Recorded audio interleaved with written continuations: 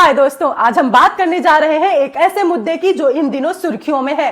कांग्रेस की दिग्गज नेता सोनिया गांधी ने केंद्र सरकार की नई शिक्षा नीति पर सवाल उठाए हैं और इसे लेकर सियासी घमासान शुरू हो गया है। आखिर क्या है पूरा मामला, क्या है सोनिया गांधी के आरोप और बीजेपी ने इसका क्या जवाब दिया, चलिए शुरू करते हैं।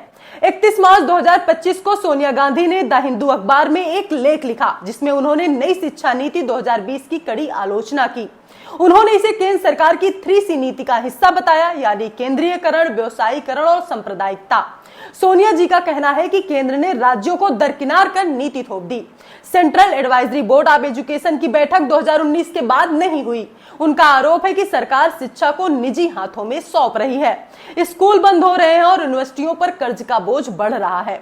उन्होंने कहा, एनसीईआरटी की किताबों से महात्मा गांधी की हत्या और मुगल इतिहास जैसे हिस्सों को हटाया जा रहा है, जो शिक्षा को सांप्रदायिक रंग दे रहा है। सोनिया गांधी ने इसे शिक्षा व्यवस्था का नरसंहार तक कह डाला।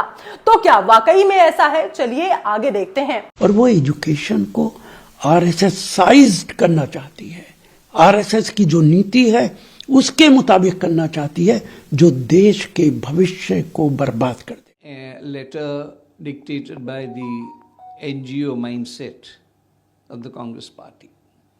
The reality is Mrs. Gandhi has no clue when commercialization stepped in and why it stepped in.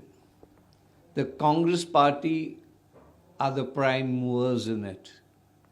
As to the question of communalism, the question that comes up is this game is being played by Sonia Gandhi's own party. Sonia Gandhi के इस हमले का BJP ने भी करारा जवाब दिया। महाराष्ट्र के मुख्यमंत्री देवेंद्र फडणवीस ने कहा, एनईपी शिक्षा का भारतीयकरण है, यह मैकाले की गुलामी वाली व्यवस्था को बदलने की कोशिश है।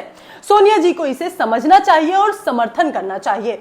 बीजेपी का दावा है कि यह नीति बच्चों में रचनात्मकता, संवाद और आलोचनात्मक सोच को बढ़ावा देती है।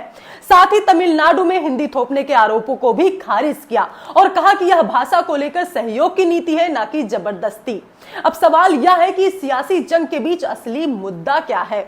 एक तरफ सोनिया गांधी का कहना है कि यह नीति शिक्षा को महंगा और एक तरफा बना रही है।